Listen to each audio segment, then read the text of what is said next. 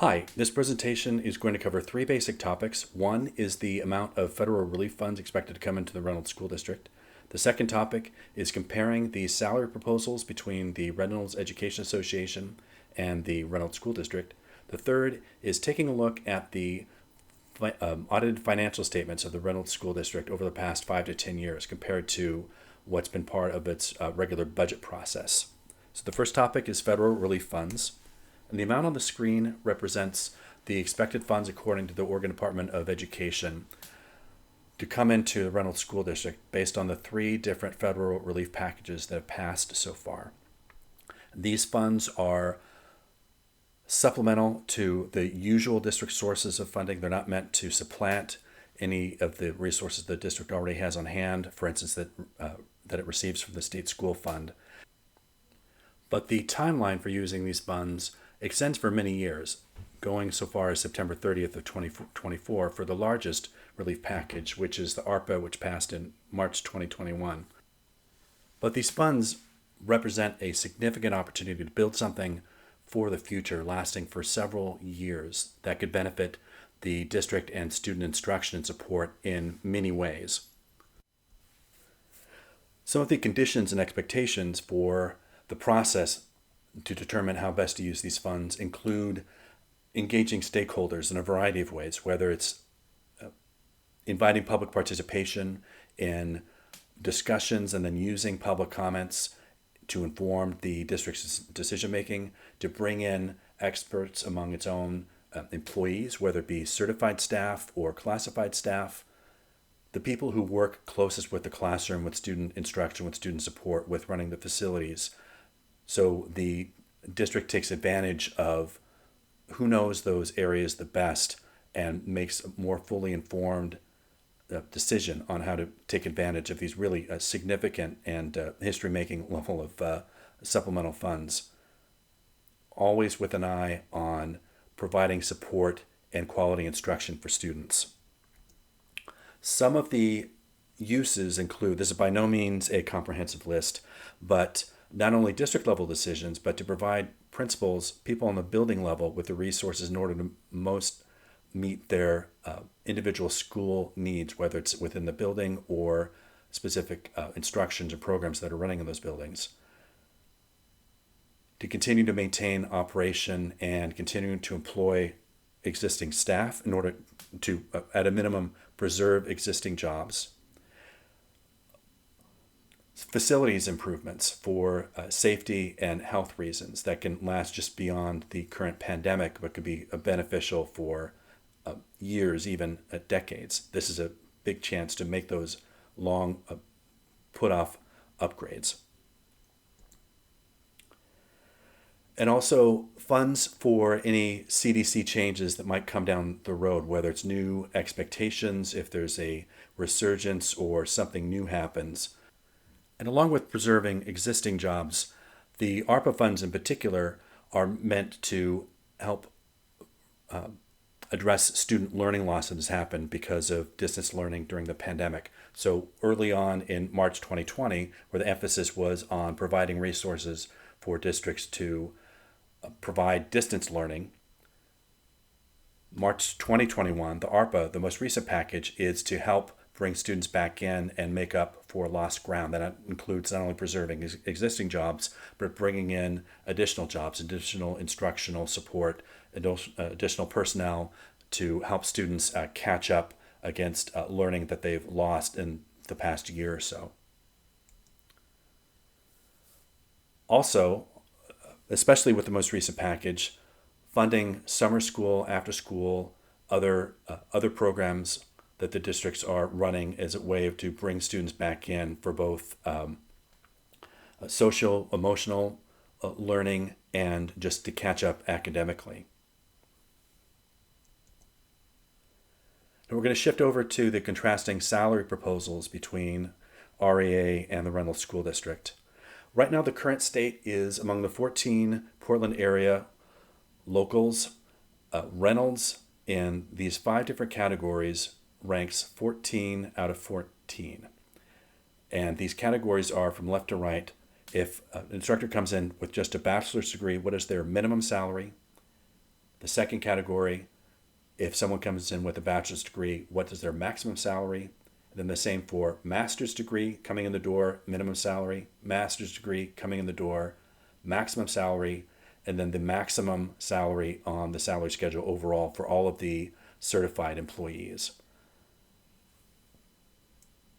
And these are adjusted for whether the employee contributes the 6% for PERS or whether the employee pays their own 6% legally obligated contribution to PERS. The Reynolds Education Association salary proposal is set to help the district catch up, to become competitive with other metro area districts. And we see that in the first year, kind of in the beige table, the 2021-22 salary, with an initial 9% increase, you see that Reynolds moves up from being last to about around the 10th among the 14 school districts. So still not great, but significantly better than being at the bottom. And this presumes that the other districts get salary increases that match the consumer price index, which is 2.625% increase each year. That's been the average for each year over the last 4 years. So this isn't just the other districts staying the same as this current school year. It presumes that they get a gain of 2.625%. In the third year, with a 6% salary increase, Reynolds starts moving up to the top half in almost all the categories. And then in the third year, with a 4% salary increase, as REA has proposed, then REA becomes genuinely competitive, as it was decades ago, but it's lost ground since then. It used to be second or maybe highest in the Portland metro area, and for a variety of reasons, it's fallen down since then. And we think that this is an excellent time to catch up. In contrast, the district's proposal would set Reynolds even further behind. The district proposes a 1%, 1%, 1% increase over each of the next 3 years, which would mean losing even more against the increasing cost of living. Other districts would advance farther, presumably would be averaging about 2 to 3% salary increases each of those years, and somehow making 14th place even harder to rise up from by pushing down Reynolds compared to other school districts. The next topic is taking a look at the budget process and comparing it to the actual audited financial statements of the district. Now, budgets are essential and they're legally required. They're a guess of how much funds the district expects to come in, what its expected expenses are, and how much money the district thinks will be left over. A budget is not reflective of the district's entire financial condition. It's similar to taking a look at any of our checking accounts would not be reflective of our entire financial situation. However, in financial audits, what happens is in a public entity like the Reynolds School District, there's an obligation to have an outside firm to come in after the financial books are closed each June 30th.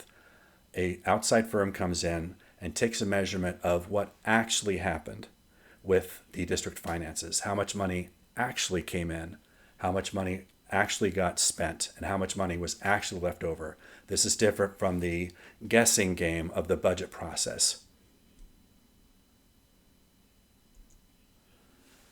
This is an example of one of the data points. This presentation is just going to focus on one fund, the general fund. The district has several funds, which is typical of school districts. The general fund is the primary source for paying for personnel expenses. So we're just going to focus on that one. And it tends to be by far the largest fund that a district has as well.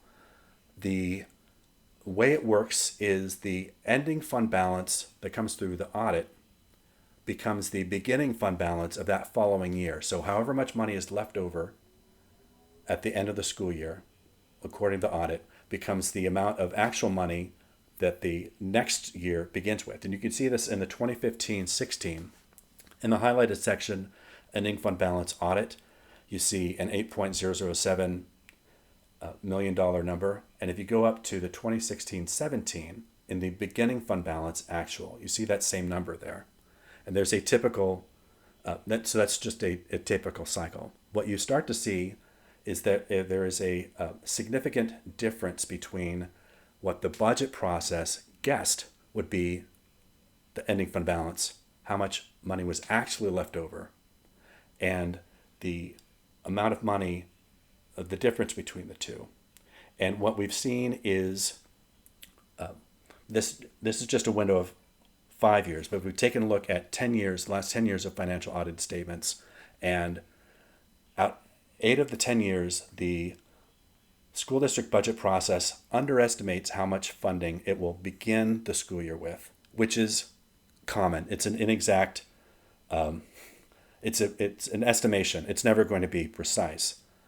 But 8 out of 10 years, the budget process presumed the district was not going to have as much money starting as it did. And in each year of the last 10 years, the budget presumes few or little funds left over, but millions more are actually left over at the end of the year. Now, what causes this difference between how much money the district budgets versus how much money it actually ends up with? One significant place is that the Reynolds School District budget typically overestimates the expenses. It guesses how much it's going to spend on stuff. It spends less than that, and that difference accounts for a lot of the additional budget carryover above and beyond what it estimates in its budget process. And that's typical among school districts. And as you might imagine, it's better to overestimate your expenses than underestimate and then get caught by surprise. There's the general fund usually gets tapped to shore up other funds that the district has. In this case, the transfers out section on this slide highlights the amount of funds that went out from the general fund to other funds. Usually this goes, and this holds for the Reynolds School District, usually that goes to shore up a retirement and capital funds, those types of funds. So there's nothing odd about that. Those funds often need a little bit of supplementary funding. But if that transferring out from the general fund to other funds wasn't happening to this degree, then the ending fund balance would be even larger than it is now in the general fund.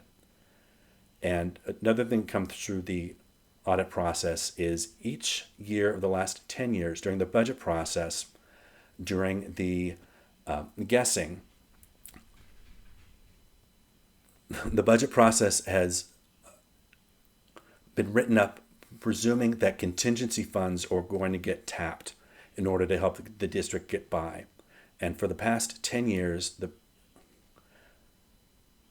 the district has acted as if it was going to have to rely on contingency funds. Meanwhile, it has not had to rely on any contingency funds in order to support the general fund, in order to keep the operations going. And this is significant. I think people who have been around for several budget cycles get a sense that there's always a sense of crisis, that we're going to have to draw from reserves in order to get by, and that affects decision making in a significant way. It often leads to more reactive decisions getting made as far as allocating funds, and in actuality, when the books close each year, when the guessing game starts and the outside firm comes in and takes measurement of what actually happened with the funds, it turns out that contingency funds never actually get used because there's more than enough to cover any sort of shortfall or additional realized expenses in the general fund itself. The district has the resources to continue to get by, and the sense of crisis that tends to happen each year is not warranted. This illustrates the difference between, in the red, the amount of money that the budget process thought the district was going to have. The blue is how much was actually left over at the end of the year, and then green indicates the difference between the two.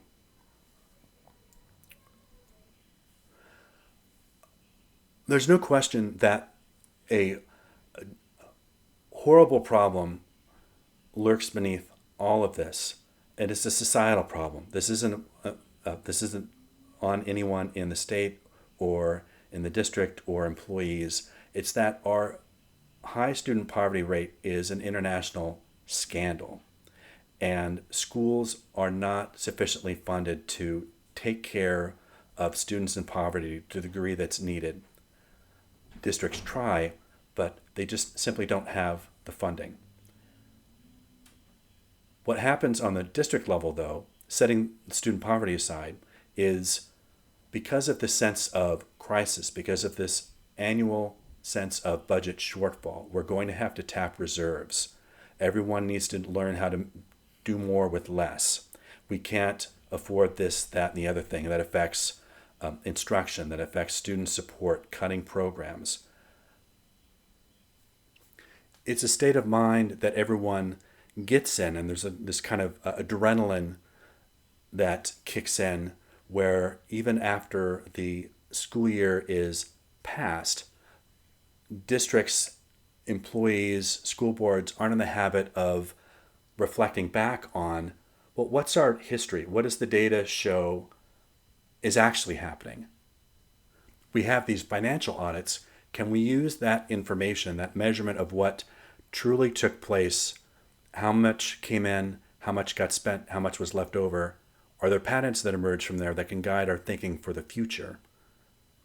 Instead, usually when the school year ends, that year's crisis narrative the book closes on that year's crisis narrative, and attention of just about everyone shifts immediately to the next crisis narrative for the upcoming school year, instead of taking advantage of research done automatically year over year, measuring what's actually going on. One concept from finances is the ending fund balance, how much is left over at the end of the school year as a percentage of the expenses incurred for that school year. The Oregon School Boards Association advises that a district strive to have an ending fund balance between 5 to 8% of its expenses for that year. And of the last 10 years, you can see on the graph that OSBA recommendation of 5 to 8% is reflected in the slightly grayer band on the graph. 2 out of the last 10 years, the Reynolds School District fell within that 5 to 8% recommended range. For the other 8 years, including 1 year that was just barely above 8%, the district has far exceeded that in the ending fund balance, the amount of money it has left over compared to its expenses. In tying some of these things together, with the district actually having more resources available on a regular basis than it seems aware of, taking a look at the audited statements, between the funding already available year over year over the last 10 years, perhaps even further back, along with federal relief funds that have come in to supplement available resources and make things better, to help students catch up, to help support students, there's a significant opportunity to collaborate among many stakeholders in the district to use these resources coming in and the resources already available to do something genuinely lasting and terrific and constructive, to shift out of this mindset of austerity, crisis, but to just take a collective breath, take advantage of the best thinking that we have available in the district among the stakeholders, community members, families, students, staff, administration. What best suits students' needs over the next several years? Obviously, that would include providing more resources for student instruction and support, whether it's shoring up existing programs, restoring programs that have been cut, also bringing more personnel in to support students, to alleviate class loads, to alleviate specialist caseloads, for instance, to bring in more classified positions to help maintain the facilities better. And also with an eye on if it's genuinely a priority for the district to improve diversity among its staff, it needs to be competitive when it comes to staff recruitment and retention. What changes can we make to make Reynolds more competitive for diverse educators who have a variety of districts to choose from? What would bring these new educators or people coming in from other districts into Reynolds? What would attract them to Reynolds? And what would give them an incentive to stay compared to other metro area districts? That's it for the presentation. Thank you very much for watching.